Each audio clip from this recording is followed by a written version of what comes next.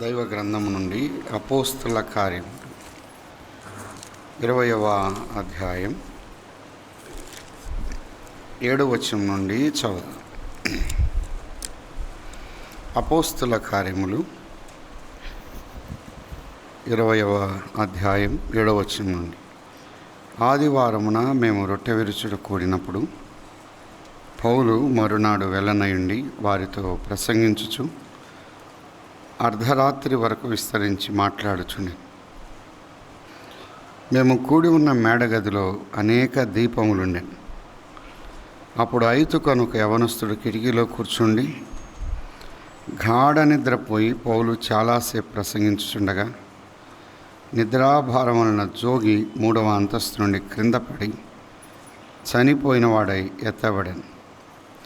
అంతటా పౌలు క్రిందికి వెళ్ళి అతని మీద పడి కౌగలించుకొని, మీరు తొందరపడకుడి, అతని ప్రాణమతనులో ఉన్నదని వారితో చెప్పాను. అతడు మరల పైకి వచ్చి రొట్టె విరిచి పుచ్చుకొని తెల్లవారు వరకు విస్తారముగా సంభాషించి బయలుదేరాడు. వారు బ్రతికిన చిన్నవాన్ని తీసుకుని వచ్చినప్పుడు వారికి విశేషమైన ఆదరణ కలిగింది. అపోస్తుల కార్యములు సంఘ చరిత్ర మనం ధ్యానం చేస్తూ మనం వస్తూ ఉన్నాం. ఇందులో మన ప్రభువును గురించిన లక్షణాలు ఎక్కువగా కనబడుతూ ఉన్నాయి. ఆయన ఏమై ఉన్నాడో అన్న సంగతి కూడా మనం చూడగలుగుతూ ఉన్నాం. ముఖ్యంగా ఇద్దరు పాత నిబంధన అనేది ఆయన వస్తాడు అని తెలియపరుస్తూ వచ్చింది. క్రొత్త నిబంధన ఆయన వచ్చాడు అని సువార్తలు తెలియపరిచాయి. కానీ అపోస్తుల కార్యం నుండి ప్రకటన గ్రంథం వరకు రాబోచున్నవాడు ప్రభువుని గురించి తెలియపరుస్తూ ఉన్నది. పాత నిబంధన యేసుక్రీస్తు ప్రభువారు వస్తాడు అని ఆ పాత నిబంధన తెలియపరుస్తుంది. 4 సువార్తలు యేసుక్రీస్తు ప్రభువారు వచ్చాడు అని తెలియపరుస్తుంది. అపోస్తుల కార్యం మొదలు ప్రకటన గ్రంథం వరకు ఆయన వస్తాడు, రాబోచున్నవాడి గురించి మనం ఈ భాగంలో మనం చూడగలుగుతూ ఉన్నాం. పేతురు పౌలు ఇద్దరూ సేవ జరిగించారు. పేతురు ఎవరి మధ్య పరిచర్య చేశాడంటే సున్నతి పొందిన వారి మధ్య పరిచర్య చేశాడు. పౌలు సున్నతి పొందని వారి మధ్య పరిచర్య జరిగించాడు. పేతురుకు పౌలుకు మధ్య దగ్గర సంబంధం మనం ఎక్కువగా మనం చూడగలుగుతూ ఉన్నాం. అందుకే ఈ భాగంలో మనం చూస్తే యూదుల మధ్య పేతురు పరిచర్య జరిగిస్తే అన్య జనాంగము మధ్య పౌలు పరిచర్య చేశాడు. ఇద్దరికి కూడా సమానంగా కొన్ని పరిచర్య విధానాలు ఉన్నాయి. పేతురు చనిపోయినటువంటి వ్యక్తిని లేపాడు. ఎవరని? దొర్కాను. అయితే పౌలు కూడా చనిపోయిన వ్యక్తిని లేపాడు. ఎవరిని? ఐతుకును. మనం గమనిస్తాం. రెండవది, పేతురు జైల్లో ఉన్నాడు అపోస్తుల కార్యం 12వ అధ్యాయంలో. కానీ పౌలు 16వ అధ్యాయంలో జైల్లో ఉన్నాడు. పేతురు 12వ అధ్యాయంలో జైల్లో ఉంటే అపోస్తుల కార్యం 16వ అధ్యాయంలో ఎవరున్నారు? పౌలు చెరసాల్లో ఉన్నాడు. పేతురు విషయంలో 5వ అధ్యాయంలో నీడ పడి కొంతమంది స్వస్థత పొందారు. కానీ పౌలు విషయంలో నడికట్లు ఆ యొక్క గుడ్డలు తాకి స్వస్థత పొందారు. అంటే ఇద్దరు కూడా సమానంగా పరిచర్య విషయాలు జరిగించినట్టుగా మనం చూస్తూ ఉన్నాం. 3వ అధ్యాయంలో కుంటివాణ్ణి స్వస్థపరిచాడు పేతురు, యోహానులు. అదే సమయంలో లుస్త్రలో బలహీనమైన పాదములు కలిగిన వ్యక్తిని బాగు చేశాడు పౌలు, బర్నబా. వారిద్దరి పరిచర్య విధానం మనం చూస్తూ ఉన్నాం. ఆ తర్వాత 10వ అధ్యాయంలో పేతురు పరవశుడయ్యాడు. పరవశుడైనట్టుగా 10వ అధ్యాయం మనం చూస్తున్నాం. కానీ 22వ అధ్యాయంలో 17వ వచనంలో పౌలు పరవశుడయ్యాడు. 22వ అధ్యాయం 17వ వచనంలో పరవశుడయ్యాడు. 3వ అధ్యాయంలో మనం గమనిస్తే యూదయ, సమరయ ప్రాంతాల్లో ఇశ్రాయేళ్ల మధ్య పరిచర్య జరిగిస్తూ వచ్చాడు పేతురు. కానీ పౌలు ఎలాగ చేశాడు. ఆ ఒక్క మాట మనం చూద్దాం. 3వ అధ్యాయం 12వ వచనం. అపోస్తుల కార్యములు 3వ అధ్యాయం 12వ వచనాన్ని మనం చూద్దాం. పేతురు దీనిని చూచి ప్రజలతో ఇట్లను, ఇశ్రాయేలీయులారా, మీరు వీని విషయమై ఎందుకు ఆశ్చర్యపడుచున్నారు? ఇశ్రాయేలీయులారా అని అన్నాడు. 4వ అధ్యాయం 10వ వచనం, 4:10, మీరందరూ ఇశ్రాయేలు ప్రజలందరూ తెలుసుకొనవలసినదేమనగా అని అన్నాడు. అంటే మొదటగా పేతురు ఎక్కడ చూసినా కూడా ఇశ్రాయేలీలు ఇశ్రాయేలీలు ఇశ్రాయేలీలు యూదులు అని మాట్లాడుతూ వచ్చాడు. కానీ పౌలు విషయానికి వచ్చే సమయానికి 9-15వ వచనం, 9వ అధ్యాయం 15వ వచనం, అందుకు ప్రభు, నువ్వు వెళ్ళుము, అన్యజనుల ఎదుటను అన్నాడు. మొదటగా ఎవరు అన్నారు? అన్యజనుల ఎదుటను, ఇక్కడ రాజుల ఎదుటను, తర్వాత ఏమన్నాడు? ఇశ్రాయేలు. పేతురు విషయంలోకి వచ్చే సమయానికి మొదట ఎవరు? ఇశ్రాయేలు. కానీ పౌలు విషయంలోకి వచ్చే సమయానికి మొదట ఎవరు? అన్యులు. కాబట్టి పేతురుకి ఏ విధంగా అయితే ఇశ్రాయేళ్ల మధ్య లేకపోతే సున్నతి పొందిన వారి మధ్య పరిచర్య ధర్మం అప్పగించబడిందో, అన్య జనాంగము మధ్య పరిచర్య జరిగించడానికి పౌలును ప్రభువు ఉపయోగించినట్టుగా మనం చూస్తూ ఉన్నాం. ఎక్కడైనా చూడండి, పేతురు ఏం చెప్తే వచ్చాడంటే యేసే క్రీస్తు అయి ఉన్నాడు అని అన్నాడు. క్రీస్తు అనగా ఆయన రాజు అని చెప్తూ వచ్చాడు. కానీ పౌలు ఏం చెప్పాడంటే క్రీస్తే యేసై ఉన్నాడు అన్నాడు. ఆయన రక్షకుడు అని చూపిస్తూ వచ్చాడు. ఆయన రక్షకుడు అన్నాడు. యేసే క్రీస్తు అని పేతురు చెప్పాడు. ఆయన రాజుగా ఉన్నాడు. ఆయన రాజు ఆయన రాజు ఆయన రాజు అన్నాడు. కానీ పౌలు అన్నాడు, ఆయన ఏమంటున్నాడు? క్రీస్తే యేసు అనే మాట, ఆయన రక్షకుడు అని చెప్తూ వచ్చాడు. అలా అయినట్లయితే అపోస్తుల కార్యంలో ఈ విషయాలు మనం గమనిస్తాం. 20వ అధ్యాయంలో 8వ వచనం, మేము కూడి ఉన్న మేడగదిలో అనేక దీపములు ఉండెనన్నాడు. వారు మేడగదిలో కూడుకున్నారు. పాలస్తీనులు లేకపోతే పాత నిబంధనలో వారు మొదటి అంతస్తు ఉండేది. కానీ క్రొత్త నిబంధనలో 3వ అంతస్తు ఉన్నది, మేడగది అని. మీరు ఎప్పుడైనా ధ్యానం చేయొచ్చు. మేడగది అనుభవాలు చాలా ఉన్నాయి. షునేమీరాలు గోడ మీద ఆమె ఒక గది కట్టించింది. ఎవరి కొరకు? ఎలీషా నిమిత్తమై. అది పరిచర్య గదిగా మనం చూడగలుగుతున్నాం. అదే సమయంలో అపోస్తుల కార్యం 10వ అధ్యాయంలో పేతురు మిద్దె మీదకి ఎక్కి ప్రార్థన చేశాడు. అది ప్రార్థన మేడగదిగా మనం చూస్తూ ఉన్నాం. యేసుక్రీస్తు ప్రభువారు పస్కాను సిద్ధపరచమని చెప్పాడు. ఎక్కడ? మేడగది అని అన్నాడు. అది పస్కా మేడగది. ఇక్కడ 20వ అధ్యాయంలో 7 నుండి మనం చదువుతున్నాం. ఇక్కడ ఒక మేడగది ఉంది. ఈ మేడగది దేవుని యొక్క వాక్య పరిచర్య మేడగది, వాక్య పఠన మేడగది. మేడగది అనుభవాలు అది ఉన్నతమైనవి. అందుకే మేము కూడుకున్న మేడగదిలో అనేక దీపములు ఉన్నాయి. దీపము అని అనగానే ఇందాక కూడా జ్ఞాపకం చేసుకున్నాను. సామెతల గ్రంథం 20వ అధ్యాయం 27వ వచనం. సామెతల గ్రంథం 20వ అధ్యాయం 27వ వచనం, నరుని ఆత్మ యెహోవా పెట్టిన దీపము, అది అంతరంగములన్నీ ఏం చేస్తుంది? శోధిస్తుంది. ఈ మాట మనం గమనిద్దాం. నరుని ఆత్మ యెహోవా పెట్టిన దీపము అని అన్నాడు. మేము కూడి ఉన్న మేడగదిలో ఏమున్నాయి? అనేక దీపములు ఉన్నాయి. నరుని ఆత్మ అంటే ఆత్మ మన హృదయంలో మన దేహంలో దేవుడు ఉంచాడు. అది అంతరంగములన్నీ కూడా ఏం చేస్తుంది? శోధిస్తుంది. మన బలహీనతలు, మన లోపాలు. అందుకే నిన్ను నన్ను హెచ్చరించక మునిపే మనలో ఉన్న ఆత్మ ఏం చేస్తాడంటే, ఇదిగో నువ్వు చేసేది తప్పు అని హెచ్చరిస్తాడు. మనలో ఉన్న ఆత్మలో పరిశుద్ధాత్ముడు నివసిస్తాడు. అందుకే అన్నాడు, మనలో ఉన్న ఆత్మలో పరిశుద్ధాత్ముడు నివసిస్తాడు. పరిశుద్ధాత్ముడు మనలో ఉన్న ఆత్మను ప్రేరణ కలిగిస్తాడు.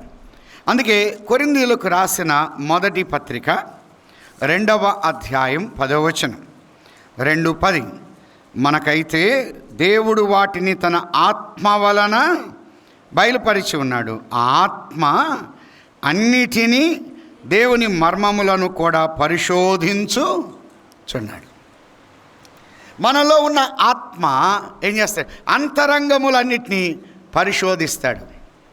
అంటే నన్ను పరిశోధన చేసేది ఎవరు ఉండకపోవచ్చు. కొన్నిసార్లు భార్యలో ఉన్నవి బలహీనతలు భర్తలో తెలియకపోవచ్చు, భర్తలో ఉన్నవి భార్యకి తెలియకపోవచ్చు, తల్లిదండ్రులు ఉన్నవి పిల్లల్లో తెలియకపోవచ్చు. కానీ లోపలున్న ఆత్మ ఏం చేస్తాడు? సమస్తాన్ని పరిశోధన చేస్తాడు. అందుకే మనల్ని హెచ్చరిస్తాడు, గద్దిస్తాడు.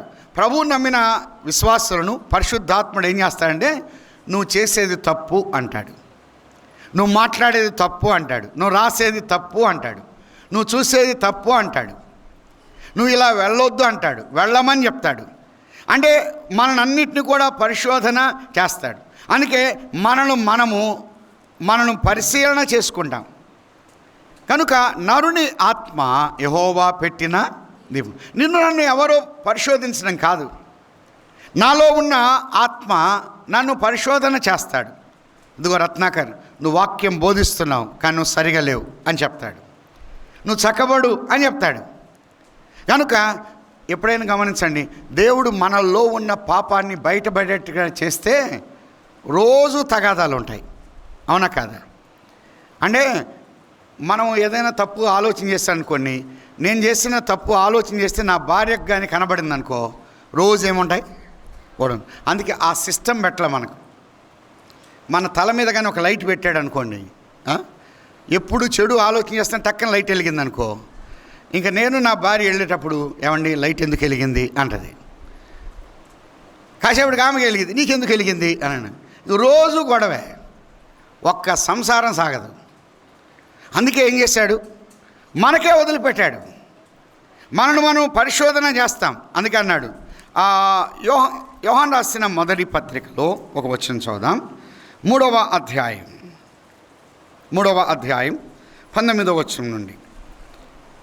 ఇందువలన మనము సత్య సంబంధులమని ఎరుగుదుము, దేవుడు మన హృదయము కంటే అధికుడై సమస్తమును ఎరిగి ఉన్నాడు గనుక మన హృదయము ఏ విషయములలో మన యందు దోషారోపణ చేయును. అంటే ఏ విషయాల్లో అంటే మనం మాట్లాడే విషయంలో, మనం చూసే విషయంలో, మనం రాసే విషయంలో మన హృదయము మన మీద ఏం చేస్తుంది?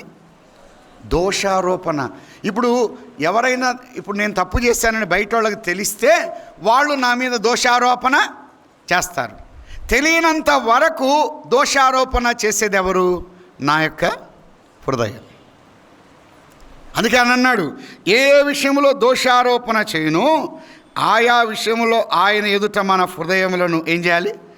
సమ్మతిపరచుకోవాలి. అయ్యా, నేను పొరపాటు చేశాను కనుక మీతో నాకు సమ్మతి లేదు, దేవునితో సమ్మతి లేదు, కానీ ఇక నుండి మీతో నేనేం చేస్తాను? ఇది సరి చేసుకొని సమ్మతి పడతాను. ఇదే మాట దావీదు ఉపయోగించాడు. 51వ కీర్తన ఒక వచనాన్ని మనం చూద్దాం. 51వ కీర్తన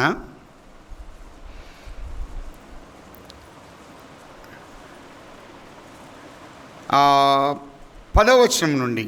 దేవా, నా యందు శుద్ధ హృదయము కలుగజేయము, నా అంతరంగములో స్థిరమైన మనస్సును నూతనముగా పుట్టించుము, నీ సన్నిధిలో నుండి నన్ను త్రోసి వేయకుము అని అంటున్నాడు. నీ రక్షణానందము నాకు మరలా పుట్టించుము అని అంటూ 12వ వచనం అన్నాడు. సమ్మతి గల మనస్సు కలుగజేసి నన్ను దృఢపరచు. బెత్షెబా విషయంలో జరిగిన పాపాన్ని బట్టి దేవునితో దావీదునకు ఏమీ లేదు, సమ్మతి లేదు. మనం ఏదైనా పలాని బ్రదర్తో పలాని సిస్టర్తో ఏదైనా సమస్య ఏర్పడితే ఇద్దరి మధ్య ఏముండదంటే సమ్మతి గల మనసు ఉండదు. ఎవరి దగ్గరకు కాదు, దావీదు దేవుని దగ్గరకు వచ్చాడు. దేవా, నాకు సమ్మతి గల మనసు నాకు దయచేయి, నేను సమ్మతిగా ఉండలేకపోతున్నాను. అందుకే నా హృదయము ఏ విషయంలో దోషారోపణ చేస్తుందో ఆయా విషయములు ఆయన ఎదుట నేను ఒప్పుకున్నట్లయితే మన హృదయములను సమ్మతిపరచుకోవాలి. అందుకే 3:21 అన్నాడు, యోహాను రాసిన మొదటి పత్రిక 3:21, ప్రియులారా, మన హృదయము మన యందు దోషారోపణ చేయని ఎడల రత్నాకర్ నీలో ఏ లోపము లేదు అని చెప్పితే దేవుని ఎదుట ధైర్యముగా ఉంటావు. కొన్నిసార్లు చూడండి, కొంతమంది బిడియంగా ఉంటారు, భయంగా ఉంటారు. ఎందుకని? ఏదో మనసులో ఉన్నది. ఒకసారి మా పెద్దబ్బాయి, వాడు 3వ తరగతి ఏం చదువుతున్నాడు, నేను బయట నుంచి వెంటనే ఇంటికి వచ్చాను. రాగానే వాడు ఏం చేశాడంటే ఆ ఫ్రిడ్జ్ డోరు ఓపెన్ చేసి వెళ్ళిపోయాడు. నన్ను, అరే బాబు, ఫ్రిడ్జ్ డోర్ ఎవర్రా తీసింది అని అన్నాను నేను. అని అంటే వాడు అన్నాడు, నేను తినలే డాడీ అన్నాడు. నువ్వు తిన్నావా తినలేదు నేను అడగట్లా, ఈ డోర్ ఎవరు తీశారు అన్నాడు. అబ్బాయి నేను తినలేదు డాడీ అన్నాడు. నవ్వుతున్నాడు, సపరెత్తున్నాడు, మూడు దుడుచుకుంటున్నాడు. నేను తినలేదు అంటున్నాడు. నేనేది అడిగింది, ఈ డోర్ నువ్వేనా తీసింది అని అన్నాను అన్న. వాడు అంటాడు నేను తినలేదు అంటాడు. అంటే వాడు చేసినది ఏమవుతుందంటే ఆ లోపం అది కనబడి. ఇప్పుడు ఏం లేదంటే ధైర్యము లేదు. కొన్నిసార్లు ఆరాధనలో మనము ధైర్యంగా రొట్టె విరవలేకపోతాం, పాత్ర విరవలేకపోతాం, పాత్రను పుచ్చుకోలేకపోతాం. కారణం ఏంటంటే మనము దేవునితో సమ్మతి గల మనస్సు లేదు. కొంతమంది మన మనస్సు, ఆత్మ మనల్ని ఎన్నోసార్లు నువ్వు తప్పు చేస్తున్నావు అని చెప్పినా కూడా కొంతమంది బరి తెగించి రొట్టెలో చేయి వేస్తారు. ఎప్పుడు అలా చేయకూడదు. ఎప్పుడైతే అలా చేస్తామో ఖచ్చితంగా ఏదో ఒక రీతిగా శిక్షకు మనం గురవుతాం. అందుకే మన హృదయంలో దేవుడు ఏం చేశాడంటే ఒక ఆత్మను ఉంచాడు. నరుని ఆత్మ యెహోవా పెట్టిన దీపం. దీపము అనగానే అదేమవుతుంది? వెలుగు ఉంటుంది, ప్రకాశం ఉంటుంది. దీపము అనగానే తెల్లగా ఉంటుంది, పరిశుద్ధత ఉంటుంది. దీపము అనేది సాక్ష్యానికి సాదృశ్యం. దీపము అనేది పరిశుద్ధతకు సాదృశ్యం. దీపము అనేది సత్క్రియలకు సాదృశ్యం.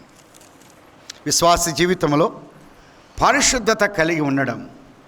దీపము అనగానే పరిశుద్ధతను, అది తెల్లగా ఉంటుంది, అందులో బ్రైట్నెస్ ఉంటుంది, వెలుగు ప్రకాశం ఉంటుంది.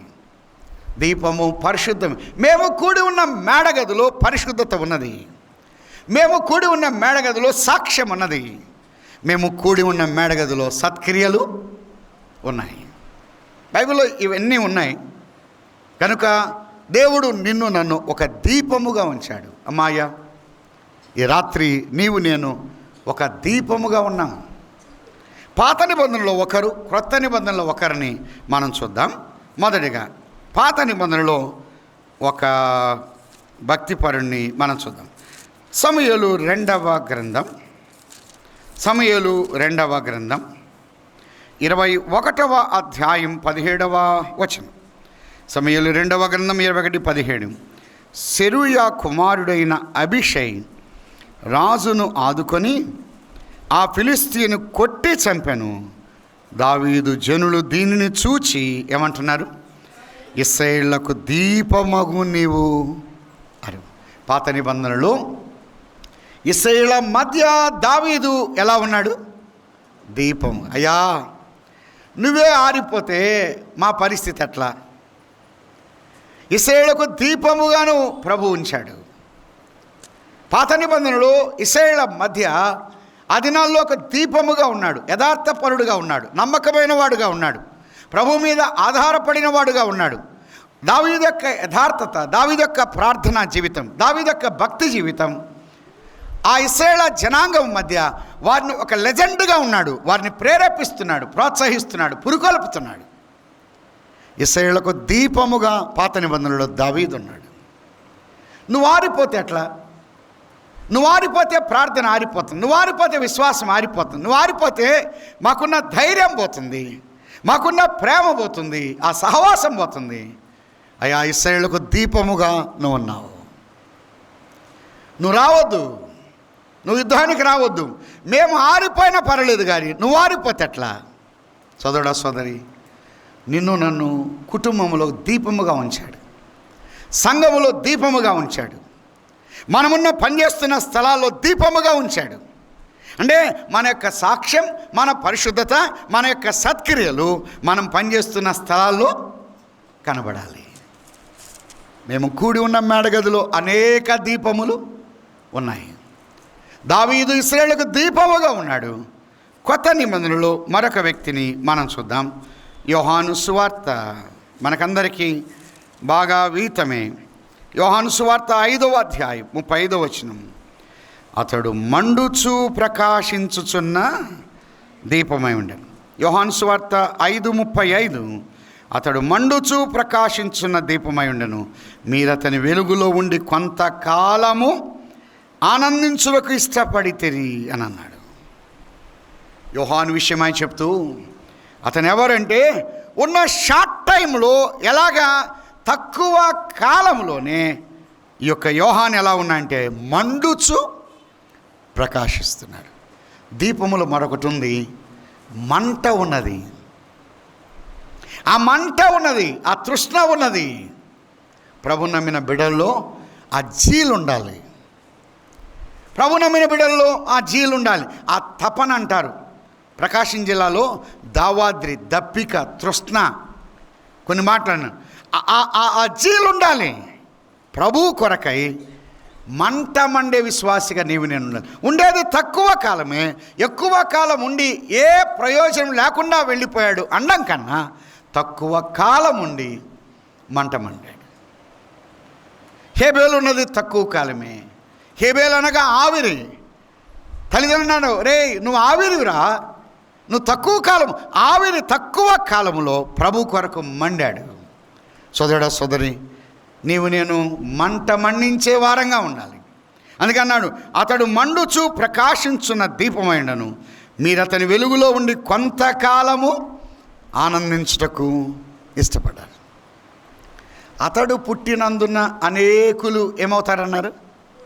సంతోషిస్తారు. ఎవరి విషయం రాయబడింది? యోహాను విషయమే. లూకా సువార్తలో తేటగా ఉంది. అతడు పుట్టినందున అనేకులు సంతోషిస్తారు. అయితే అతని యొక్క వెలుగులో ఉండి ఏం చేశారు? మీరు కొంతకాలము ఆనందించడానికి ఇష్టపడు. కొంతకాలమే ఉన్నాడు. ఆ కొంతకాలం మీరేం చేశారు? ఆనందించారు.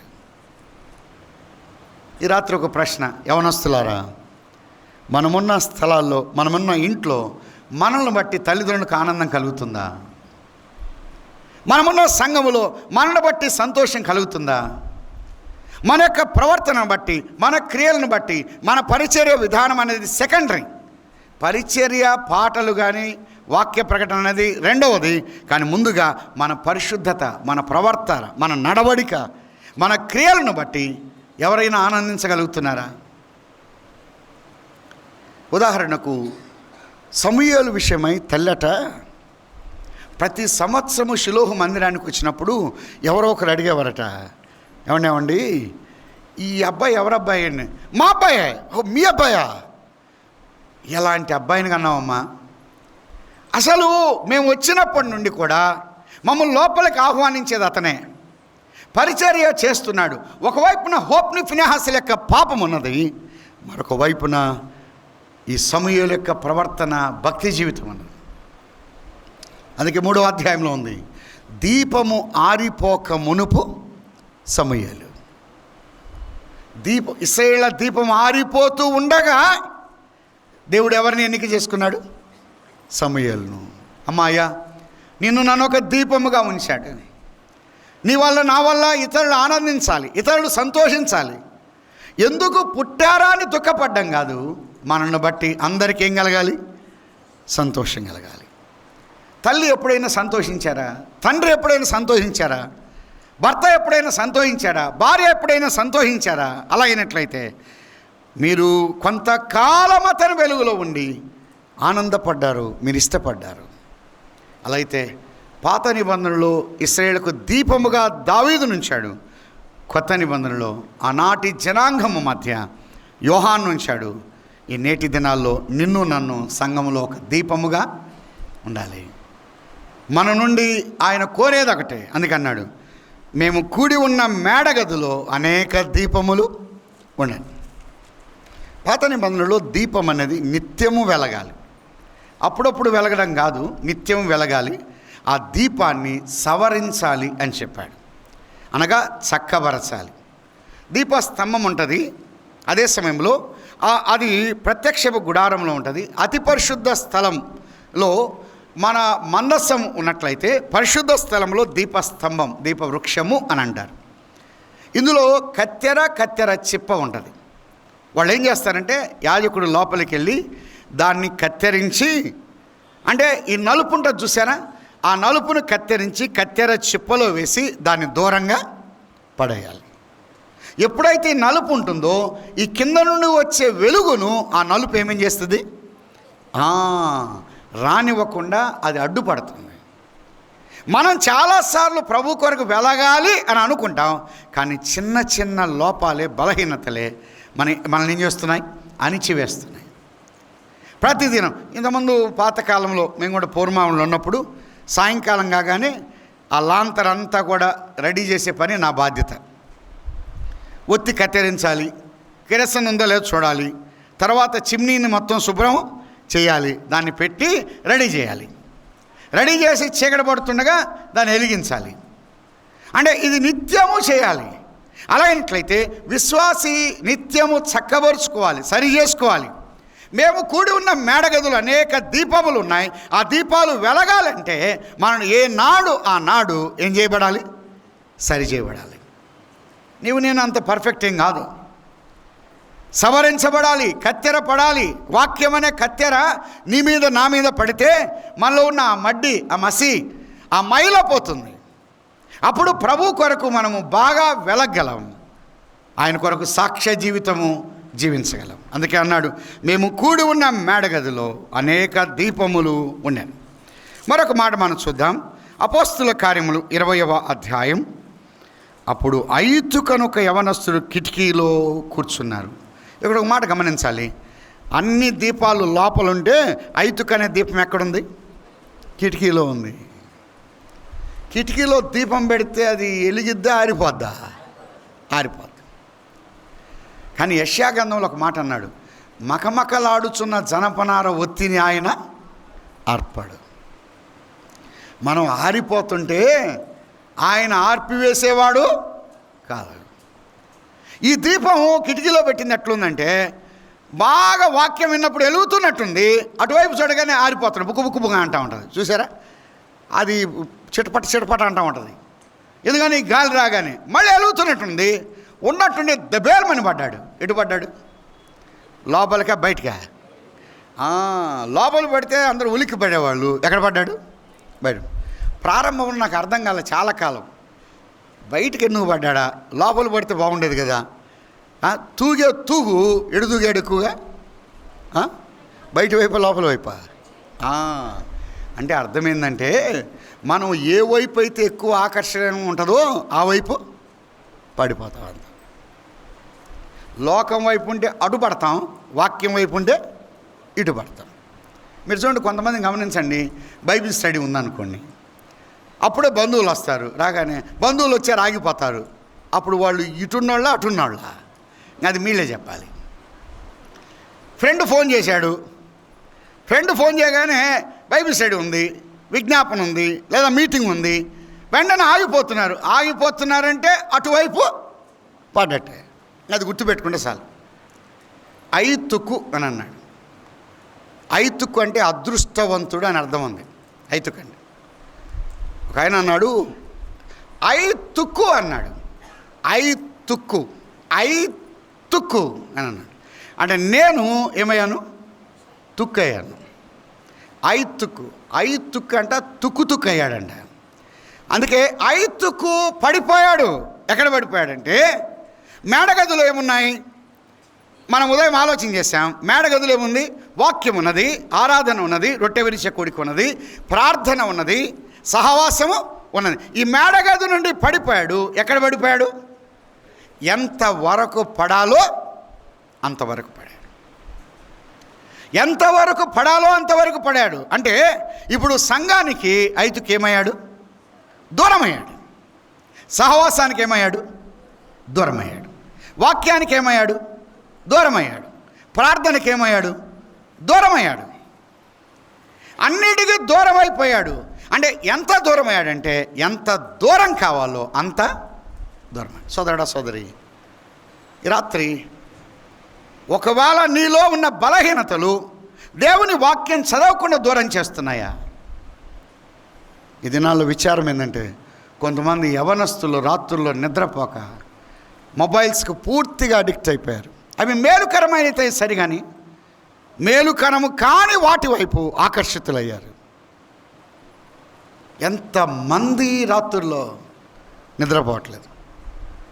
కొంతమంది దుప్పటి కప్పుకోవాలల్లా చూస్తున్నారు మొబైల్. ఎంత విచారకరం. ప్రకాశం జిల్లా ఈ మధ్య ఒక అబ్బాయి కౌన్సిలింగ్ ఇవ్వడానికి వెళ్తే, అన్న అన్నిట్లో టాపర్, గౌహత్తులో మంచిగా ఉన్నాడు, అన్నిట్లో టాపర్, కానీ ఇప్పుడు ఇంట్లో మౌనంగా ఉన్నాడు. 24 hours మొబైల్లోనే ఉండిపోతాడు. వాళ్ళ అమ్మ నాన్న మంచి భక్తిపరులు ఏడుస్తున్నారు. ఇంకా మొబైల్ నేను చాలాసేపు మాట్లాడాను అంకుల్ నాకు పిచ్చెక్కినట్టు ఉంటుంది అని అన్నాడు. పూర్తిగా ఇదైపోయాడు. అన్నిట్లో టాపరే. ఎంత దుఃఖంగా ఉందంటే లక్షలు తగలబెట్టారు, కానీ ఆ మొబైల్ చూసుకుంటూనే ఉండిపోయాడు. ఈ మధ్య అంతెందుకండి, మేము హౌస్ విజిటింగ్కి వెళ్ళినప్పుడు ఒక ఆంటీ ఇంటికి వెళ్ళాం. ఆమె చాలా వృద్ధురాలు. మేము వెళ్తే ఆమె మా వైపు చోట్ల మొబైల్ చూసుకొని నవ్వుకుంటా ఉంది. కూర్చొని ఆమె ఏజ్ వచ్చేసి 75-76 ఇయర్స్. ఆంటీ బాగున్నారా? బాగున్నాను అంటుంది, చూస్తుంది. ఇక మాతో మాట్లాడట్లా. ఇంకా సిస్టర్ ఉండి మనం వెళ్ళిపోదాము ఇంకా అని అంటే నవ్వుకొని ఆమె ఒకటే నవ్వుకుంటుంది, ఒంటరిగా ఉంది. నేను అనుకున్నాను యవనస్తులు మాత్రమే కాదు, కొంతమంది వృద్ధులు ముసలివాళ్ళు పూర్తిగా అడిక్ట్ అయిపోయారు. నేను వాళ్ళ కూతురికి ఫోన్ చేశాను, అక్క మేము వెళ్ళాము కానీ మాతో ఏం మాట్లాడట్లేదు, ఒక మాట అడిగిన దానికి సవాలని చెప్తున్నారంటే అనగానే ఆమె అన్నది మొబైల్ చూస్తుందా అని అన్నారు. చూస్తుంది. ఏమో బ్రదర్ పూర్తిగా ఇదైపోయింది, ఒంటరిగా ఉంది. ఎంతమంది జీవితాలు నష్టపోతున్నాయి. ఏ వైపు పడిపోతున్నావు, ఏ వైపు నీ ఆకర్షణ ఉన్నాయి, కానీ విధానాల ఏవి నీ యొక్క జీవితాన్ని ప్రభావితం చేస్తున్నాయి. ఎందుకు ఎత్తైన స్థలంలో నుండి పడిపోయి అయితుకు నువ్వు పడిపోవడానికి కారణం ఏంటి? నీలో ఉన్న బలహీనత, నీలో ఉన్న లోపం, నీలో ఉన్నటువంటి వాటినే అవి నిన్ను పడగొడుతూ ఉన్నాయి. మానవుడి యొక్క జీవితం ఈ రాత్రి నిన్ను పడగొట్టేదేవి ఏవి నిన్ను పడగొడుతున్నాయి, వేటిని బట్టి నువ్వు పడిపోతున్నావు. కొంతమంది డ్రగ్స్కి అలవాటు పడ్డారు, కొంతమంది కల్స్కి అలవాటు పడ్డారు, కొంతమంది కాని వాటికి అలవాటు పడ్డారు, కాని విధానాలకు అలవాటు పడ్డారు. వాటిని బట్టి చాలామంది పడిన స్థితిలో ఉన్నారు, లేవలేని స్థితిలో ఉన్నాడు. అయితేకు పడిపోయాడు. ఎంతవరకు పడాలో అంతవరకు పడిపోయాడు. ఈ రాత్రి నువ్వు ఎలా పడ్డావు, ఎందులో పడ్డావు అది నీకు తెలుసు. ఈ రాత్రి కొంతమంది పడిన స్థితిలో ఉన్నారు. దైవ గ్రంథంలో 1-2 మాటలు వరకు జ్ఞాపకం చేసుకుందాం. పడిన స్థితిలో ఉన్నటువంటి ఆ వ్యక్తులు, ఆ వ్యక్తిత్వాలు మనం గమనించినట్లే ఎంతమంది పడిపోయి ఉన్నారు. ఉదాహరణకు యోబు గ్రంథంలో ఒక వచనాన్ని మనం చదువుదాం. యోబు గ్రంథం 14వ అధ్యాయం 10వ వచనం. యోబు గ్రంథం 14:10. అయితే నరులు మరణమై కదలలేక పడి ఉందురు అని అన్నాడు. నరులట మరణమై ఎలా ఉన్నారు? కదలలేక పడి ఉన్నారు. 24వ అధ్యాయం యోబు గ్రంథం 24వ అధ్యాయం 20వ వచనం. కన్న గర్భము వారిని మరచును, పురుగు వారిని కమ్మగా తినివేయును, వారు మరి ఎప్పుడూ జ్ఞాపకములోనికి రారు. వృక్షము విరిగి పడిపోవునట్లు దుర్మార్గులు పడిపోతున్నారు. అదే మరణమై వారు పడిపోతున్నారు. అలాగైతే కదలలేక వారు ఉన్నారు అని అన్నాడు. సామెతల గ్రంథం 28వ అధ్యాయం 18వ వచనం. సామెతల గ్రంథం 28:18. యథార్థముగా ప్రవర్తించువాడు రక్షించబడును, మూర్ఖ ప్రవర్తన గలవాడు హఠాత్తుగా. ఎవరు పడిపోతున్నారు? దుర్మార్గులు పడిపోతున్నారు. మూర్ఖ ప్రవర్తన కలిగిన వారు పడిపోతున్నారు. అంత మాత్రమే కాదు, 11వ అధ్యాయం 5వ వచనం. సామెతల గ్రంథం 11:5 రెండో వరుస, భక్తిహీనుడు తన భక్తిహీనత చేతనే పడి ఉన్నారు. అనగా భక్తిహీనులు పడిపోతున్నారు, యథార్థపరులు అంటే దుర్మార్గులు పడిపోతున్నారు, మూర్ఖులు పడిపోతున్నారు. మానవుని యొక్క జీవితం పడిన స్థితిలో ఉన్నది. సామెతల కీర్తనలు 36వ కీర్తన 12వ చరణం 36:12, అదిగో పాపము చేయవారు అక్కడ పడి ఉన్నారు. ఎవరు పడిపోతున్నారు? పాపము చేసేవారు పడిపోతున్నారు, బలహీనులు పడిపోతున్నారు, అక్రమకారులు పడిపోతున్నారు, దుర్మార్గులు పడిపోతున్నారు, మూర్ఖ ప్రవర్తన కలిగిన వారు పడిపోతున్నారు. ఈ రాత్రి నువ్వు ఏ స్థితిలో నుండి నువ్వు పడ్డావో, సోదరుడా సోదరి, ప్రభువుని నమ్మని వారు ఎవరైనా ఉన్నారా? ఈ రాత్రి నువ్వు పడిపోయిన స్థితిలో ఉన్నావా? జారిపోయిన స్థితిలో ఉన్నావా? దెబ్బతిన్న స్థితిలో ఉన్నావా? నీ యొక్క లోపం నిన్ను పడగొడుతుంది. పడిపోతే అది ఘనంగా ఉంటుందా, అది అవమానంగా ఉంటుందా? అవమానం. మీరు ఎప్పుడైనా చూసారా? అట్టి తొక్క మీద ఎవరైనా జారి పడ్డారనుకో చుట్టూ చూస్తారు. ఎందుకని? ఎవరైనా చూశారా అని. ఎవరు లేరంటే పడ్డాడు అట్టే ఉంటాడా, లేచి కూర్చుంటాడా? నేను కానీ పడ్డాను చూడండి అంటాడా? లేచి కూర్చుంటాడు. పడ్డ వ్యక్తి అట్టే ఉండడు, పడిన వ్యక్తి లెగుస్తాడు. ఈ రాత్రి నువ్వు దేని చేత పడ్డావు? నీ యొక్క పాపం నిన్ను పడగొట్టింది, నీ అక్రమం నిన్ను పడగొట్టింది, నీ యొక్క జోదం నిన్ను పడగొట్టింది, నీ వ్యభిచారం నిన్ను పడగొట్టింది, నీ అక్రమ ఆ విధానాలు నిన్ను పడగొడుతున్నాయి. కొంతమంది సీరియల్స్ చూసి పడిపోయారు, సినిమాలు చూసి పడిపోయిన వారు ఉన్నారు, కాని వాటిని చూసి పడిపోయిన వారు ఉన్నారు, కాని విధానాలను చూసి పడిపోయారు. అందుకే చాలామంది ఫెయిల్యూర్స్ ఎదురైంది, అపజయ పాలైపోతున్నారు. ఈ రాత్రి నిన్ను పడగొట్టింది అది. ఐతుకు పడిపోయాడు. ఐతుకు యొక్క బలహీనత, ఐతుకు యొక్క నిర్ణయం, ఐతుకు తీసుకున్నటువంటి ఆ డెసిషన్ ఐతుకును పడగొట్టింది. ఈ రాత్రి నువ్వు దేని వైపు అయితే ఆకర్షితుడయ్యావో అది నీ జీవితాన్ని ఏం చేస్తుంది? పడిపో. యోహాను సువార్తలో తినక్కర్లేదు 5వ అధ్యాయంలో బెతెస్దా అనే కోనేటి దగ్గర ఒక వ్యక్తి పడి ఉన్నాడు. ఎన్ని సంవత్సరాల నుంచి పడి ఉన్నాడు? 38 సంవత్సరాల నుండి పడి. అక్కడ రోగులు ఉన్నారు, కుంటివారు ఉన్నారు, బలహీనత కలిగిన వారు ఉన్నారన్నారు. అంటే వారి రోగం, వారి బలహీనత, వారి కుంటితనం వారిని ఏం చేసింది? పడగొట్టింది. పడిపోయి ఉన్నాడు. ఎన్ని సంవత్సరాల నుంచి పడి ఉన్నాడు? 30. ఈ రోగట సీనియర్, అందరిలో సీనియర్ రోగట. ఎవరు వచ్చినా సలహాలు ఇస్తున్నాడు. అరే బాయ్ అదిగో అటు వెళ్ళండిరా, నీళ్లు కదిలిస్తే చూడండి అన్నాడు, కానీ ఇతను ఎక్కడే ఉంటున్నాడు. కొంతమంది సలహాలు ఇస్తారు మాత్రం వారు ప్రభువుని నమ్ముకోరు, వారు అట్టే ఉంటారు. వాళ్ళు ఇదిగో ప్రభువుని నమ్ముకొని బైబిల్ చదవండి, ప్రార్థన చేసుకోండి అంటూ ఉంటారు. ఆ దేవుడు గొప్పవాడు, భగవంతుడు, ఆయన లేకపోతే మనకేముంది అని అంటారు, కానీ వాళ్ళు మాత్రం అట్టే ఉంటారు. ఎక్కడున్నాడు? అక్కడే ఉన్నాడు అని పడిన స్థితిలో ఉన్నాడు. పడిన వ్యక్తి ఎలా ఉన్నాడు? దుర్వాసనతో ఉన్నాడు. 38 సంవత్సరాల నుంచి స్నానం లేదంటే పరిస్థితి ఎట్లుంటుంది? ఎండాకాలం 2-3 రోజులు చేయకపోతేనే కష్టం, అవునా కదా? చలికాలం అంటే వేరే సంగతి, వారం రోజులు కూడా ఉండేవాళ్ళు ఉన్నారు. కానీ ఎండాకాలం తట్టుకోలేరు.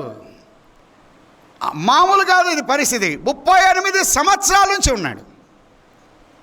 ఆహారానికి దూరమయ్యాడు, ఆదరణకు దూరమయ్యాడు, ఆప్యాయతకు దూరమయ్యాడు, అనురాగానికి దూరమయ్యాడు, ఆప్తులకు దూరమయ్యాడు, ఒంటరిగా ఉన్నాడు. బాబు నువ్వు బాగుపడాలని ఉందా అని ప్రభు అడిగాడు. అయ్యా నన్ను కోనేట్లోనికి దించుటకు నాకు ఎవడు? I am alone. ఒంటరిగా ఉన్నాడు. అందరూ వదిలిపెట్టారు. సోదరుడా సోదరి, నువ్వు పడిపోతే, నువ్వు పాపములో పడిపోతే, అక్రమంలో పడిపోతే, కానీ వాటిలో పడిపోతే అందరూ నీకేమవుతారు తెలుసా? దూరం అయిపోతారు. తల్లి ఎందుకు అన్న కఠినంగా మాట్లాడుతున్నారు? తండ్రి ఎందుకు కఠినంగా మాట్లాడుతున్నారు? పిల్లలు ఎందుకు కఠినంగా మాట్లాడుతున్నారు? భర్త ఎందుకు కఠినంగా మాట్లాడుతున్నారు? భార్య ఎందుకు కఠినంగా మాట్లాడుతున్నారు? పాపాన్ని బట్టి మానవుడి యొక్క జీవితంలో విలువ లేదు. సామెతల గ్రంథం 14వ అధ్యాయం, సామెతల గ్రంథం 14వ అధ్యాయం 34వ వచనం. నీతి జనములు ఘనతకెక్కుటకు కారణం, కానీ పాపము ప్రజలకు అవమానం. అమ్మాయ, ఈ రాత్రి పాపము ప్రజలకు అవమానం తెస్తుంది. పాపము ప్రజలకు అవమానం. నీ యొక్క పాపం నీకు ఘనత కాదు. నీ యొక్క పాపం నీకు ఒక హెచ్చైన స్థితినివ్వదు, ఒక గౌరవం ఉండదు, ఒక మర్యాద ఉండదు. తప్పు చేసిన వాళ్ళని ఎట్లా పడితే అట్లా మాట్లాడతారు, ఎంత నీచంగా మాట్లాడతారు తెలుసా. అందుకే అంటున్నాడు, పాపము ప్రజలకు అవమానము తెచ్చును. పాపాన్ని బట్టి నెమ్మది లేని పరిస్థితిలో ఉన్నాడు, అతను పడిన స్థితిలో ఉన్నాడు. సేవకు వచ్చిన తొలి దినాల్లో నెల్లూరు ఎబెనేజర్లో నాకు 2003వ సంవత్సరంలో సేవకు వచ్చాను. మాకు ఆడ ఎబెనేజర్ గ్రౌండ్స్ ఉండేది. ఆడ మీటింగ్లు 9 గంటలకల్లా పూర్తయిపోయి భోజనాలు జరుగుతున్నాయి. భోజనాలు కూడా కంప్లీట్ వచ్చాయి. ఆ ఏరియాలో ఒక డాక్టర్ గారు ఉన్నాడు. ఆయన ఎవరంటే సివిల్ సర్జన్. అతను ఆపరేషన్లు చేస్తాడు పగలంతా. రాత్రి ఇంటికి వచ్చేటప్పుడు బాగా తాగి వస్తాడు. ఆ రోజు వచ్చి పాస్టర్ గారు, I want 1 chicken leg piece అని ప్లేట్ తీసుకొచ్చాడు. ఒక చికెన్ ముక్క వేయండి అని అంటే, సార్ మీరు కూర్చోండి అని. పాపం బాగా తాగాడు. మేము భోజనం పెట్టాం, కడుపు నిండా తిన్నాడు. తిని వెళ్ళొస్తాను పాస్టర్ అని వెళ్తూ ఆ ముందు కాలువ సరిగా లేదు, అందులో పడ్డాడు. ఆయన సివిల్ సర్జన్, ఆపరేషన్ చేసే డాక్టర్. అందులో పడగానే పిల్లలు వచ్చి అన్న డాక్టర్ గారు మురికి కాలువలో పడ్డారని, ఉరి లేపంటారా అని వీళ్ళ దగ్గరికి వెళ్తే, పాస్టర్ గారు పరలోకంలో ఉన్నా అన్నాడు. పడింది ఎక్కడ? పాపము ప్రజలకు ఏం చేస్తుంది? అవమానం. ఒక సివిల్ సర్జన్ అతను, ఒక డాక్టరు. వైద్య వృత్తి అంటే చిన్న విషయం కాదు. ఆయన ఆపరేషన్ చేస్తాడు. పడింది మురికి కాలువలో, నేను పరలోకంలో ఉన్నా అంటున్నాడు. నాకు చాలా బాధ అనిపించింది. అయ్యయ్యో, అతన్ని కలవాలన్నా అతని దగ్గరికి వెళ్ళాలన్నా కూడా చాలా కష్టం. అటువంటి డాక్టర్ మురికి కాలువలో ఉన్నారు. వెంటనే వాళ్ళ ఇంటి దగ్గర ఉన్నటువంటి భార్య కుమార్తె వచ్చి పాపం ఏడ్చుకుంటూ తీసుకుని వెళ్తున్నారు. ఉదయం మేమంతా చక్కబడుతుంటే వెళ్తున్నాడు. సార్ గుడ్ మార్నింగ్ సార్ అని అంటే, గుడ్ మార్నింగ్ అంటున్నాడు తలకాయట పెట్టి. చూడలేకపోతున్నాడు. హోదాలు ఉన్నాయి, స్థితిగతులు ఉన్నాయి, ఆస్తిపాస్తులు ఉన్నాయి, మానవునికి విలువలు ఉన్నాయి, కావలసినవన్నీ ఉన్నాయి. కానీ మానవుని యొక్క పాపం మానవునికి ఏం చేస్తుంది? అవమానం తెస్తుంది. ఎన్నిసార్లు కాలేజీలో అవమానపడ్డావు, ఇంట్లో అవమానపడ్డావు, ఆఫీసులో అవమానపడ్డావు, ఎన్నిసార్లు నిన్ను బయటేశారు. నీ యొక్క పాపం నిన్ను బజారు పాలు చేస్తుంది. నీ యొక్క పాపం నిన్ను అవమాన పాలు చేస్తుంది. ఈ రాత్రి నువ్వెలా పడిపోయావో అది నీకు దేవునికి తెలుసు. పడిన ఐతుకు దగ్గరకు పౌలు ఏం చేస్తున్నాడు? అపోస్తుల కార్యములు 20వ అధ్యాయం 10వ వచనం. అంతటా పౌలు క్రిందికి వెళ్ళి, పైనున్న పౌలు ఇప్పుడు ఎక్కడికి వెళ్తున్నాడు? క్రిందికి వెళ్ళి అతని మీద పడి కౌగలించుకొని. ఇంగ్లీష్ వర్షన్స్లో కొన్ని వాటిలో ఏముందంటే తన చేతులతో తీసుకున్నాడు అని రాయబడి ఉంది. నిజంగా ఆ మాట చాలా ప్రేమ కలిగించినటువంటి మాట. చేతులతో తీసుకున్నాడట. అతని మీద పడి చేతులతో తీసుకొని మరొక అర్థం ఇచ్చాడు, బాగా కౌగలించుకున్నాడు. పడిన వ్యక్తిని 10 మందికి చెప్పడం కాదు పిల్లరా. కొన్నిసార్లు యవనస్తులు కాని పనులు చేస్తే కొంతమంది 10 మందికి చాటిస్తారు. వారి పిల్లల భవిష్యత్తు అంతా దెబ్బతింటుంది. ఒకవేళ అంత బాధ కలిగితే వాళ్ళ విషయమై వ్యక్తిగతంగా వెళ్ళి మాట్లాడితే బాగుంటుంది. కానీ వీళ్ళకి చెప్పడం బట్టి వాళ్ళ కుటుంబ జీవితాలు దెబ్బతింటాయి. కొంతమంది వివాహాలు కాకుండా నష్టపోతారు. పౌలు క్రిందికి వెళ్ళి ఏమన్నాడంటే, మీరు తొందర పడకొడి, అతని ప్రాణం అతనిలో ఉన్నది అని చెప్పి ధైర్యపరిచి, మామూలుగా మనమైతే ఏం చేస్తామంటే వెంటనే, ఏమ్మా ఎక్కడ కూర్చునేది మీ అబ్బాయి? కొద్దిగా జ్ఞానం ఉందా? అసలు ఈ కిటికీలో కూర్చుంటే మీరేం చేస్తున్నారు? ఇదేనా పెంచడం? ఇదేనా పెంపకం అని కొన్నిసార్లు ఇష్టం వచ్చినట్టు మాట్లాడతాం. కానీ పౌలు ఆ మాట అనలా. అక్కడ ఏం చేస్తున్నాడు తెలుసా? అతని చేతులతో తీసుకున్నాడు. అతని చేతులతో తీసుకున్నాడు. ఐదుగా పడిపోయావా, జారిపోయావా? పౌలు క్రిందికి వెళ్తున్నాడు. పౌలు కిందకి వెళ్ళి అతని మీద పడిన ఐతుకు మీద ఎవరు పడుతున్నారు? పౌలు పడుతున్నాడు. ప్రారంభంలో అది కూడా నాకు అర్థం కాల. పడిన ఐతుకు మీద పౌలు పడితే ఇంకా ఏమైంది? ఇంకా దెబ్బతింటాడు. పౌలు సన్నగా ఉన్నాడు కాబట్టి సరిపోయింది. నా ఓటోడైతే ఇబ్బంది. అతని మీద పడి కౌగలించుకున్నాడు, వెట్ట చూపిస్తున్నాడు, ప్రేమ చూపిస్తున్నాడు. పౌలా, జారిపోయావా, దిగిపోయావా, కదిలిపోయావా, దెబ్బతిన్నావా, వేరే స్థానంలో కూర్చున్నావా, నువ్వు దిగులు పడద్దు. పౌలు ప్రేమ చూపించాడు. చేతులతో ఎత్తి పట్టుకున్నాడు, తను గట్టిగా కౌగలించుకున్నాడు, తన వెట్ట కలిగించాడు, తన ఆదరణ కలిగించాడు, తన ప్రేమను కలిగించాడు. ఎంతగా పౌలు ఇదైపోయాడో, క్రష్ అయ్యాడు, నలిగిపోయాడు, మానసికంగా ఇదైపోయి ఆ ఐతుకును ఒకవేళ ఆ రాత్రే కానీ ఐతుకు చనిపోతే ఆ త్రోయ పట్టణములో ఆ సంఘానికి ఏం జరిగిద్ది? అవమానం. కానీ దేవుని నామం అక్కడ మహిమ పరచబడింది. పౌలు క్రిందికి వెళ్ళాడు, చేతులతో తీసుకున్నాడు. కాదు, మన ప్రభు అయిన యేసు క్రీస్తు వారు ఆయన క్రిందికి దిగి వచ్చాడు. యోహాను సువార్త 6వ అధ్యాయం 38వ వచనం. నా ఇష్టము నెరవేర్చుకొనుటకు నేను రాలేదు, నన్ను పంపిన వాని చిత్తము నెరవేర్చుటకే పరలోకము నుండి దిగి వచ్చాడు. ఈ మాట మాటికి ఉపయోగించాడు. 41వ వచనం. కాబట్టి నేను పరలోకము నుండి దిగి వచ్చిన అని అన్నాడు. 42వ వచనం. నేను పరలోకము నుండి దిగి వచ్చి ఉన్నాను. 50వ వచనం. పరలోకము నుండి దిగి వచ్చిన ఆహారము ఇదే. 51వ వచనం. పరలోకము నుండి దిగి వచ్చిన జీవాహారమును నేనే. ఆయన ఎక్కడి నుండి వచ్చాడు?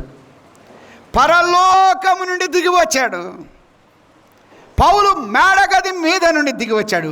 మన ప్రభు అయినటువంటి యేసు క్రీస్తు వారు ఆయన పరలోకము నుండి దిగి వచ్చాడు. ఫిలిప్పీ పత్రికలు 3 ఉంటాయి. ఒకటి, మనుష్యుని పోలికగా పుట్టాడు. రెండవది, దాసుని స్వరూపం అన్నాడు. మూడవది, తన్ను తాను రిక్తుడిగా చేసుకున్నాడు. ఈ 3 ఆర్డర్గా ఉంటాయి. ఎంతగా దిగాడంటే ధనవంతుడు ఏమయ్యాడు? దరిద్రుడయ్యాడు. పైనున్న వాడు ఎక్కడికి వచ్చాడు? కిందికి వచ్చాడు. ఆయన దిగి వచ్చాడు. దేవదూతల కంటే తక్కువ చేయబడ్డాడు.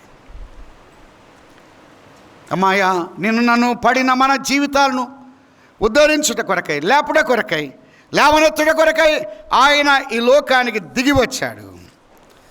మరొక మాట 145వ కీర్తన 14వ చరణం. 145:14. యెహోవా పడిపోవారిని అందరినీ ఉద్ధరించువాడు, కృంగిపోయిన వారిని అందరినీ లేవనెత్తువాడు. కుంగిపోయిన వారిని ఇంకా కుంగుదల కలిగించేవాడు కాదు. పడిపోయిన వారిని అలాగనే పడ్డట్టుగా ఉంచేవాడు కాదు, ఆయన ఉద్ధరించేవాడు. 107వ కీర్తన 20వ చరణం. 107వ కీర్తన 20వ చరణం. ఆయన తన వాక్కును పంపి వారిని బాగు చేశాను. ఆయన వారు పడిన గుంటలలో నుండి వారిని ఏం చేశాడు? విడిపించాడు. పడిన స్థితిలో నుండి విడిపించేవాడు ఆయనే. రెడీమర్, విమోచకుడిగా వచ్చాడు. ఉద్ధరించేవాడు ఆయనే, లేవనెత్తేవాడు ఆయనే, కౌగలించేవాడు ఆయనే, వెట్ట కలిగించేవాడు ఆయనే, ప్రేమలో చూపించిన వాడు ఆయనే. సర్వ మానవాళి యొక్క పాపమును పరిహరించుట కొరకై ఆయన చేతులు నన్ను ఎత్తుకున్నాయి. ఈ రాత్రి ఆలోచన చేద్దాం. నీ కొరకు, నా కొరకు యేసుక్రీస్తు ప్రభువారు ఈ లోకానికి శరీరుడిగా ఆయన ప్రత్యక్షమయ్యాడు. ఆయన ఈ లోకానికి దిగిరాగా ఆయన నీ కొరకు, నా కొరకు ఆయన చేతులు అలనాడు పౌలు ఐతుకును చేతులతో తీసుకున్నాడు. కానీ మన ప్రభు అయిన యేసు క్రీస్తు వారు నన్ను రక్షించడం కొరకు తన చేతులే ఇచ్చాడు. 22వ కీర్తన 16వ చరణం, 22:16. కుక్కలు నన్ను చుట్టుకొని ఉన్నవి, దుర్మార్గులు గుంపు కూడి నన్ను ఆవరించి ఉన్నారు. వారు నా చేతులను నా పాదములను పొడిచారు. ఆయన చేతులు మన పాపమును పరిహరించుట కొరకై, ఆయన చేతులు పొడవబడిన చేతులు. అమ్మా అయ్యా, ఈ రాత్రి నీ కొరకు నా కొరకు పొడవబడిన చేతులు, ప్రత్యేకంగా నమ్మని నీ కొరకే ఆయన చేతులు పొడవబడ్డాయి. ఆయన చేతులను పొడిచారు. నిన్ను రక్షించుట కొరకై ఆయన లోకానికి దిగిరాగా నిజంగా కొట్టువారికి తన వీపును అప్పగించాడు. కొడుతుంటే ఆయన సహకరించాడట. ఆయన ముఖం మీద ఉమ్మి వేస్తే, ఆయన యొక్క చెంపల మీద కొడుతుంటే ఆయన తన ముఖాన్ని దాచుకున్నవాడు కాదు. శిరస్సు మీద ముళ్ళ కిరీటం కొడుతుంటే శిరస్సును సరిగా కొట్టడానికి అనుకూలంగా పెట్టాడట. నిన్ను రక్షించుట కొరకై చూపించిన ప్రేమ కలిగిన వాడు. ఈ లోకములో ఎక్కడ ఈ యొక్క ప్రేమను చూడలేము. ముఖం మీద ఉమ్మి వేశారు, మౌనంగా ఉన్నాడు. సుమయ్యను తల్లితో ఒక మాట అన్నాడు, నీ హృదయంలో నుండి ఒక ఖడ్గము దుసిపోతుంది. కళ్ళెదుట కుమారుడు బలి అయిపోతుంటే ఆ తల్లి యొక్క హృదయం తరుక్కుపోయింది. ప్రియులారా, ఏ తల్లి అయినా ఏ తండ్రి అయినా కుమారుడు దుర్మార్గుడైనా కూడా బజార్లో ఎవరైనా కొడుతుంటే అడ్డం పోతుంది, వద్దామా కొట్టొద్దని. కానీ యేసుక్రీస్తు ప్రభు వారు మౌనంగా ఉండిపోయాడు, నిస్సహాయకుడిగా ఉండిపోయాడు. తన తరం వారిలో విచారించిన వారు ఒక్కరు లేరు, తన పక్షంగా మాట్లాడిన వారు లేరు, సహకరించిన వారు లేరు. యెరూషలేము వీధుల్లో ఆయన ఈడ్చుకొని తీసుకుని వెళ్ళి గొలగతా ఎత్తైన స్థలానికి తీసుకెళ్ళగా 2 చేతులలో పొడవైన మేకులు దిగొట్టబడ్డాయి. నా చేతులు నా పాదములు పొడిచారు. పొడవబడిన చేతులు కలిగి ఆయన ఉన్నాడు. యెషయాగ్రంథం 45వ అధ్యాయం 2వ వచనం. యెషయాగ్రంథం 45:2. తమ ఆలోచనను అనుసరించి చెడు మార్గమున నడుచుకొనుచు లోబడనొల్లని ప్రజల వైపు దినమంతయు నా చేతులు. ఎవరి కోసం చాపుతున్నాడట? తమ ఆలోచనను అనుసరించి. ఈ రాత్రి ఎంత వార్త విన్నా నీ ఆలోచన అనుసరించి నువ్వు నడుచుకొనొచ్చు, చెడు మార్గమును నువ్వు జీవిస్తూ నడుచుకొని ఉన్నట్లయితే నీ వైపు చేతులు ఇంకా చాపబడ్డాయి. యేసుక్రీస్తు ప్రభు యొక్క చేతులు చాపబడిన చేతులు. కుడివైపున దొంగ వైపు చాపాయా, ఎడవైపున దొంగ వైపు చాపాయా? రక్షణ నిమిత్తమై చాపబడిన చేతులు. ఒక దొంగ ఆ చేతులను చూశాడు, ఆయన శిరస్సును చూచాడు, చాపబడిన చేతులు చూచాడు. ఒకే మాట అన్నాడు, యేసు నీ రాజ్యములోనికి వచ్చినప్పుడు నన్ను నా బాల్యదిన పాపాలు జ్ఞాపకము చేసుకోవద్దు. ఒక దొంగ అవకాశాన్ని, ఆ చాపబడిన చేతులు. ఈ రాత్రి ఎన్ని సంవత్సరాల నుండి ఆయన చేతులు చాపబడ్డాయి, నీ వైపు చాపబడ్డాయి. సోదరుడా సోదరి, లోబడని నీ వైపే, పాపములు ఉన్న నీ వైపే, అక్రమంలో ఉన్న నీ వైపే. నువ్వు వద్దన్నావు, నువ్వు కాదన్నావు, నువ్వు ఖాతరు చేయలా, నువ్వు లెక్క చేయలా, కానీ ఆ చేతులు నీ వైపు చాపబడి ఉన్నాయి. ఇప్పుడైనా వస్తావా? ఈరోజైనా, ఈ రాత్రి అయినా, ప్రభువా ఒక దొంగ ఆయన చేతులు చాపిన ఎగతాళిగా మాట్లాడు, హేళనగా మాట్లాడు. ఈ రాత్రి నువ్వు కూడా పరిహసిస్తావా? ఇద్దరి దొంగలకు అవకాశం ఎన్నిసార్లు వచ్చింది? ఒకేసారి. ఇద్దరికి ఒకేసారి వచ్చింది. ఒక దొంగ అవకాశాన్ని సద్వినియోగం చేసుకున్నాడు, ఒక దొంగ అవకాశాన్ని దుర్వినియోగం చేసుకున్నాడు. ఒక దొంగ దగ్గరుండి ప్రభు యొక్క ప్రేమను చూచాడు, చాపబడిన చేతులు చూచాడు. ఆయన రక్తము కారుస్తుండగా, శిరస్సు నుండి రక్తము కారుస్తుండగా ఆయన నోట కపటము లేదు అని అన్నాడు. యోహాను సువార్తలో ఏముందంటే ఆయన నోట కాని మాట లేదని. కాని మాట లేదు, కపటం లేదు. యేసు రక్షకుడా, నన్ను నీ రాజ్యంలోనికి చేర్చు. ఈ రాత్రి ఎంత కాలం నుండి ఆయన చేతులు ఇంకా నువ్వు ప్రభువుని నమ్మలేదు అంటే నీ వైపు ఆ చేతులు ఇంకా ఏం చేయబడ్డాయి? చాపబడి ఉన్నాయి. కఠినంగా వెళ్ళిపోతావా? అలనాడు పౌలు చేతులతో తీసుకున్నాడు ఐతుకును. కాదు, మన ప్రభు అయినటువంటి యేసు క్రీస్తు వారు నన్ను రక్షించడానికి తన చేతులే ఇచ్చాడు, తన పాదాలే ఇచ్చాడు, తన శిరస్సే ఇచ్చాడు, తన దేహమంతా ఇచ్చాడు. ఇంకా ఇవ్వడానికి తన దగ్గర ఏమీ లేదు. పడిన వారిని లేవనెత్తేవాడు, పడిన వారిని ఉద్ధరించేవాడు, పడిన వారిని పైకి తీసుకొచ్చాడు. ఐతుకును పౌలు పైకి తీసుకొచ్చాడు. నీ స్థితిని ఉన్నతంగా ఉంచుతాడు, జీవితాన్ని మారుస్తాడు. చివరిగా ఒక మాట చెప్పి నేను ముగిస్తాను. జక్కయ్య ఉన్నాడు. జక్కయ్య ఎంతో సంపాదించుకున్నాడు ఆస్తి. కానీ యేసు ప్రభువును చూడడానికి వెళితే అవకాశం దొరకలా. మేడి చెట్టు ఎక్కి కూర్చున్నాడు. ప్రభు ఆ దారి గుండా వచ్చాడు. తల పైకెత్తి చూశాడు. మీరు బజార్లో పోతూ ఎప్పుడైనా తల పైకెత్తండి, అందరు తల పైకెత్తారు. యేసు ప్రభు తల పైకెత్తగానే అందరు ఏం చేశారు? తల పైకెత్తారు. పైకెత్తగానే ఎవరున్నారు? ఒరే అస్సలైన వాడు ఇక్కడ ఉన్నాడు అనుకున్నారు. ఈరోజు పని అయిపోయింది అని అనుకున్నారు. ప్రభువుని జక్కయ్య త్వరగా దిగమన్నాడు. ఆహా, ఈరోజు బాగానే ఉంది అనుకున్నారు వీళ్ళందరూ. మళ్ళీ ఏమన్నాడు? నేడు నేను నీ ఇంట ఉంటాను. వాళ్ళు అనుకున్నారు మేము ఆ ఇంటికి వెళ్ళము, పాపి అయిన వారి ఇంటికి ఎవరు వెళ్తున్నారు? ప్రభు వెళ్తున్నాడు. జక్కయ్య ప్రభు తన ఇంటికి రాగానే ఏమన్నాడు తెలుసా? ప్రభు సంతోషము చేత అని రాయబడింది. డబ్బులు ఇంటికి వచ్చినప్పుడు సంతోషం లేదు, అక్రమమైన విధానాన్ని ఇంటికి తెచ్చినప్పుడు సంతోషం లేదు. ప్రభు రాగానే సంతోషము చేత, అయ్యా నా ఆస్తిలో సగము బేదలకు ఇస్తున్నా. అన్యాయంగా ఎవరేదైనా తీసుకున్నట్లయితే ఎన్నంతలు? 400. రే బాయ్ పిలవండిరా గ్రామంలో ఉన్న వాళ్ళని అన్నారు.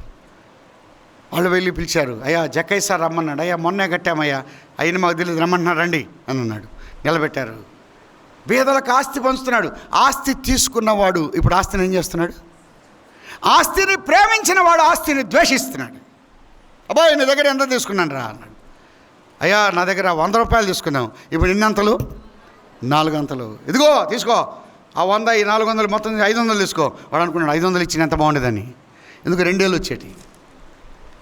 ఈ మార్పు కాదా? క్రీస్తు ప్రభు చూపించి జక్కయ్య ఇంటికి ఎవ్వరూ రాలా. ఎప్పుడైతే జక్కయ్య యొక్క జీవితం మార్చబడిందో, బ్రతుకు మార్చబడిందో, మనసు మార్చబడిందో, అప్పటి నుండి జక్కయ్య యొక్క బ్రతుకు మార్చడం మాత్రం కాదు, జక్కయ్యకు ఒక ఉన్నతమైన స్థితిని ప్రభు ఇచ్చాడు. పడిన వారిని ఉద్ధరించేవాడు, పడిన వారిని పైకెత్తేవాడు, పడిన వారిని ఉన్నతంగా ఉంచేవాడు. ప్రభువుని నమ్మిన బిడ్డలు క్రీస్తుతో పాటుగా మనం ఆయనతో కూడా కూర్చుండబెట్టబడ్డాం. ఈ రాత్రి ప్రభు దగ్గరికి వస్తావా? ఎంత ఘోర పాపినైనా ఆయన క్షమిస్తాడు. యేసు ప్రభువా నేను పాపిని, నా పాపాలు క్షమించండి అంటే యేసు రక్తం ప్రతి పాపము నుండి పవిత్రులుగా చేస్తుంది. యేసుక్రీస్తు ప్రభు యొక్క రక్తము పరిహరించలేనటువంటి పాపమంటూ లేదు. ఏ పాపాన్నైనా పరిహరిస్తాడు. పౌలు అన్నాడు, పాపులందరిలో ప్రధాన పాపిని కనికరించబడితిని. ఈ రాత్రి ప్రభు యొద్దకు వస్తే చాలు. అతిక్రమములు దాచిపెట్టువాడు వర్ధిల్లడు, వాటిని ఒప్పుకొని విడిచిపెట్టువాడు కనికరము పొందుతాడు. ప్రభు దగ్గర కనికరం ఉంది. ఈ రాత్రి ప్రభు యొద్దకు వచ్చి ఆయన సొంత రక్షకుడిగా అంగీకరించి, ఎందరూ యేసు క్రీస్తును అంగీకరిస్తారు అనగా ఆయన నామమందు విశ్వాసం ఉంచే వారికి ఆయన పిల్లలయ్యే అధికారం